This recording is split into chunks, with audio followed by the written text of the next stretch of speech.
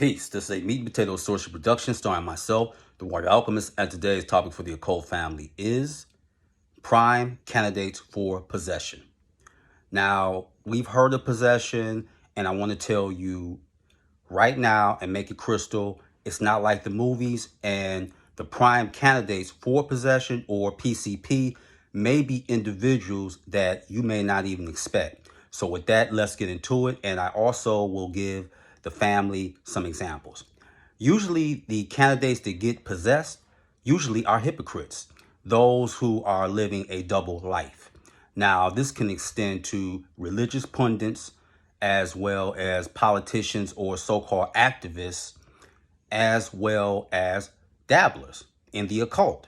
These are usually the people that get possessed. Now, those who are sorcerers or skilled adepts, there will be lower entities that will attest it. They'll test them just to see can they move up or will they break.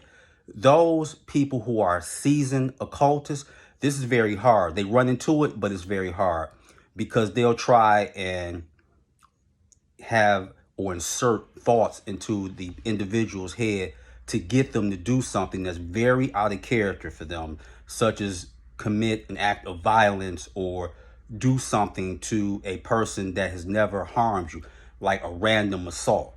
So basically, how you can take back your sovereignty, you can, and I'm going to give you a occult stock tip, you can jettison them from your mind. Example, leave now or I will initiate harm. You have no place in my mind whatsoever.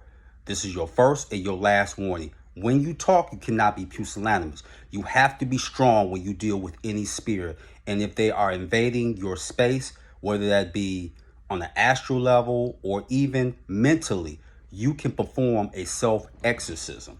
Now, let's go with the PCP. Religious pundits, such as the ones that tell you don't do adultery or you shouldn't do this, but yet they have 2 or 3 side chicks and they take it up to the Waffle House, they will usually get possessed. Why? Because demons, gods, and goddesses, they despise fugazis or frauds. They detest that more than anything. So they will possess you. So what you really are internally or what you are privately, they're going to bring that to the forefront just because.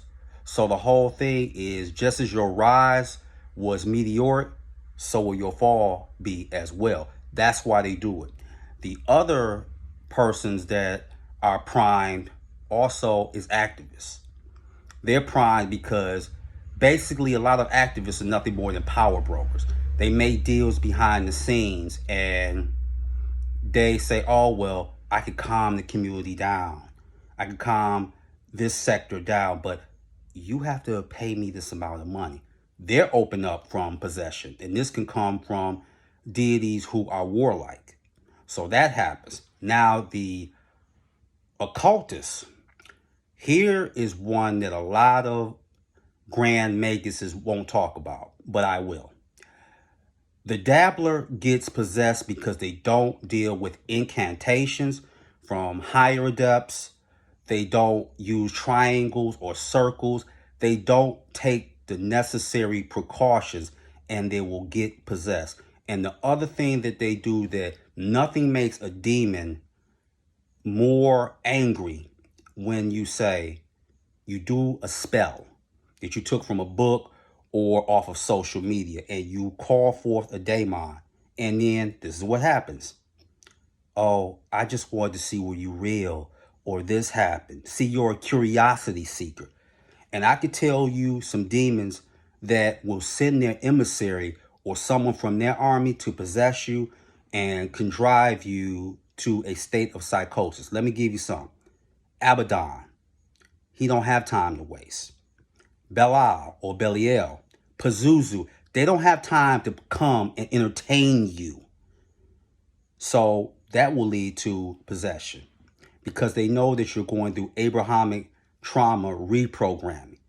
You're just trying to get beyond the programming that you know from Christianity, Islam, as well as Judaism for 10, 20, maybe even 30 years.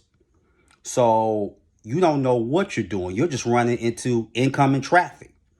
And I want to say this about the Demiurge. And there are two people in particular, and many people feel that the Demiurge is hard to tackle. Actually, to the contrary, you can. Once you start dealing with sorcery and magic, demons will mark you when they have a great relationship with you. Your reputation will always precede you, whether that be the celestial or the infernal realm. So what ends up happening is the demiurge thrives off of fear, ignorance, and propaganda. So that's what they thrive off of. So once you start doing with that, the demiurge can take a L. And I can tell you this because today is August the 14th. And like I said, two of my students know this well. So the demiurge can take an L just from that. Just what you dealing with magic and coming into your true will or your higher self.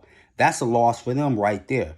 But those candidates or PCP, it all deals with cowardice, hypocrisy, and just your one way to the public, but behind closed doors, you are entirely something else.